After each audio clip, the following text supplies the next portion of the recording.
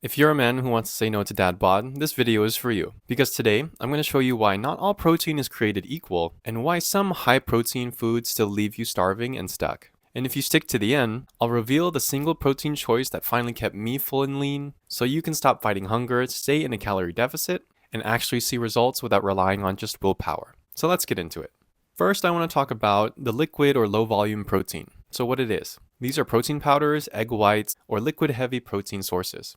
Why it fails the test. Yes, technically it helps you hit protein numbers, but it fails the fullness test. Liquid protein passes through you fast. There's very little chewing, very little stomach stretch, and your brain doesn't register I've eaten.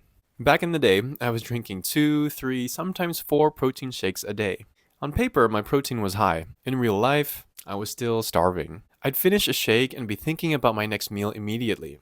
And again, protein count was there, but fullness was not. So okay, liquid protein isn't cutting it. So let's move up the ladder to something more real. Really quick, if you're getting value, hit like and subscribe. It helps us reach more men who need this message. Next, I want to talk about red meat protein. What it is. This is your steak, beef, or heavier cuts of meat.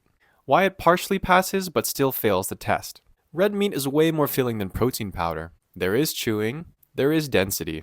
You actually feel like you ate, but here's the problem. The calorie to protein ratio is off. You can eat a small amount, and the calories skyrocket. I used to love me some Chipotle steak bowl. Definitely more satisfying than a protein shake, but I'd hit my protein and be half my calories for the day already. Great taste, and decent fullness, but terrible for fat loss if you're trying to stay in a tight calorie range.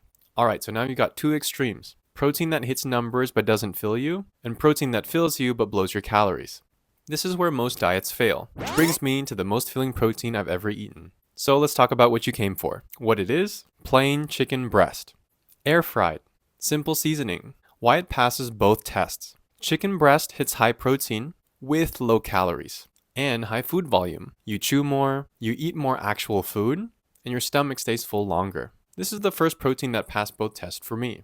Protein amount and fullness. When I switched to chicken as my main protein source, something clicked. I wasn't white-knuckling hunger anymore, and I wasn't thinking about food all day. I could stay in a calorie deficit and still feel satisfied. That's when fat loss finally became sustainable. So, if you're stuck wondering why high protein isn't working for you, it's probably not how much protein you're eating, it's which protein and how it fits your calories.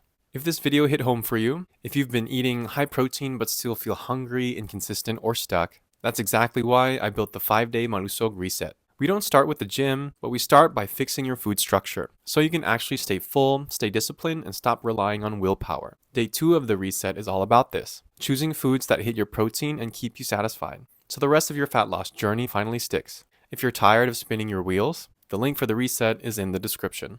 Tagalog sign-off, hindi lang ito tungkol sa dami, mahalaga rin ang tamang pili.